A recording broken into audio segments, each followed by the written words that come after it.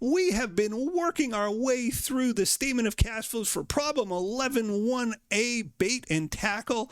We're moving on to the investing and financing sections. Remember, the investing section, all about long-term assets. Basically, buying and selling equipment or buildings or land, buying and selling PPE, property, plant, and equipment, and buying or selling investments. Now, this problem, the company doesn't have any investments, but they do have some equipment. So let's see what happened. Usually in these questions, when they buy and sell equipment, it will be discussed in the additional information, and I wrote this problem. I'm no exception. I discuss equipment in bullet points 3 and 4. Let's read them and see what we're up against. Equipment was purchased during the year for $135,000 cash. Oh my goodness. Well, that makes our life easy. They told us we bought equipment. They told us how much cash. My spidey sense is tingling when I read the word cash, and I'm preparing a cash flow statement. And let's go over to our table, cash flows from investing activities, cash paid for equipment. I think this is pretty obviously $135,000. They told us we paid $135,000 for equipment. The next one, it says equipment was sold for cash during the year. It doesn't tell us how much money we got, and so this one requires a little bit of work. Equipment was sold for cash during the year. The original cost was $60,000 and the accumulated depreciation was $45,000. Okay, so remember, oops, oh my goodness, my touchscreen is wonky today. The cost of the equipment was $60,000. The accumulated depreciation was $45,000. So the book value, the equipment net, the net book value of the equipment was $15,000. The accountant thinks this equipment is worth $15,000 and they sold it. Did they get paid exactly $15,000? Well, the answer is no. How do I know they weren't paid exactly $15,000? The answer is because we sold equipment at a loss of $9,000. So if I lost $9,000 on equipment I thought was worth $15,000, what did I get for the equipment? The answer is, hopefully you guessed, $6,000. So if it's a loss, you would minus it. Had this been a gain, which you'll see in future questions, you would just plus it. 15 minus 9, though, is 6, and that's cash received on the sale of equipment. Oh, not equipment, equipment. And it's $6,000. Okay, so let's put that in as a plus 6. And I haven't been putting pluses, just put it in as a positive number. There were no investments here, so negative 135 plus 6 gives us negative 129. Now, we had noted that it was an inflow from operating because it was a positive number. This is an outflow from investing activities, and this is normal. We expect companies to have cash outflows from their investing activities. Why is that? Well, if you think it's a healthy company, they're having to replace old equipment with new equipment. When they sell the old equipment, they've used it for 5 or 10 years. It's used, it's relatively cheap. When they buy new equipment, they pay full price. It costs money. So generally speaking, a healthy company will have negative investing activities cash flows. It depends on the company, but general rule of thumb, especially as it relates to equipment. Sometimes investments might be different.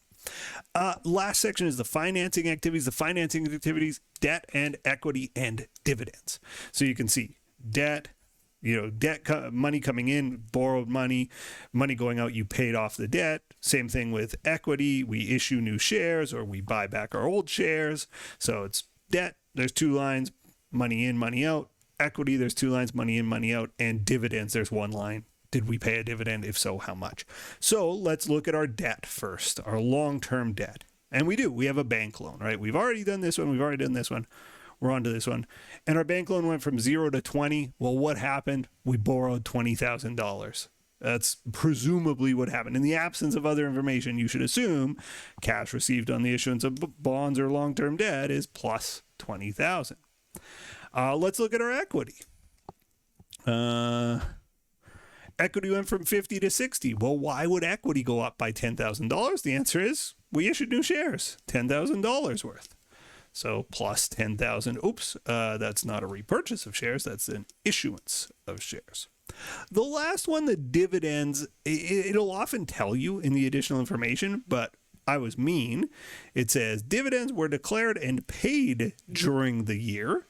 And we got to figure out what our dividends are here. And to figure it out, we have to make, and this is kind of unrealistic, because if you were at the point of making a cash flow statement, you would have income statement, statement of retained earnings, and a balance sheet. But we're only given an income statement and a balance sheet. We've got to recreate the statement of retained earnings to figure out the dividends. So remember the statement of retained earnings, and we don't need a good format one. Beginning retained earnings plus net income, subtotal minus dividends equals ending retained earnings. We've done this calculation a lot through this course. So for 2029, the beginning retained earnings of 2029 is the same as the end of 2028. It's 186. Add net income. Our net income is 136. Subtotal 186 plus 136. 136. 322. Deduct dividends. We don't know the dividends. That's a question mark. Equals ending retained earnings. We know our ending retained earnings is 272. All right, so fill in the blank. What is our dividend? And I hope you're looking at that going 322 minus something is 272. Our dividend must have been $50,000. Now, there is a formula for this, and the formula is dividends. Let me write it out, actually. Cash paid for dividends is dividends declared, which is what is up there, dividends, that number, 50,000, plus decrease in dividends payable. Because it is possible, as you learned in chapter 11, to have unpaid dividends. So dividends plus decrease in dividends payable. Now you'll notice in this question, there's no dividends payable. So it's zero. And again, you might be saying, well, why are you wasting my time with this formula that I didn't use? And the answer is when you do 11.2, 11.3, 11.4, you're going to need it. So just wanted to introduce it here. So it's 50,000 is our cash paid for dividends, just the amount we calculated. But in future questions, there's another step at the end. Okay, so cash paid for dividends, negative 50,000 to our cash. In total, 50 minus 20 minus 10 is negative 20, right? And at this point, we're almost done. So we've said cash flow statements have three sections: operating, investing, and financing. We've calculated operating, investing, and financing cash flows. Now we just need total cash flow, which is the sum of the three totals there, 164 minus 129 minus 20. I feel like it's going to be 15 positive, right? Well, let's do it in a calculator. 164 minus 129 minus 20. Yeah, it is 15 positive. So I had $164,000 come in as a result of my day-to-day business. 129 went out in the net amount of the asset purchases I made, the equipment purchases I made, and 20,000 went out largely on the strength of a $50,000 dividend. But that's sort of where my money came from and where I spent it. And overall, my money went up by $15,000. It was an increase, right? Positive 15, it's an increase in cash. I should have noted that was an outflow in the financing activity. So, am I right? Did my cash go up by 15,000? The moment of truth. This is one question where you get to the end and you know if you got it right. It looks like we got it right, because you look at your cash balance and you go, yeah, our cash started the year at 24. It ended the year at 39. That is an increase of 15. So cash balance beginning of the year, 24. Cash balance end of the year, 39. And look at that. We said it would be 15. It was 15.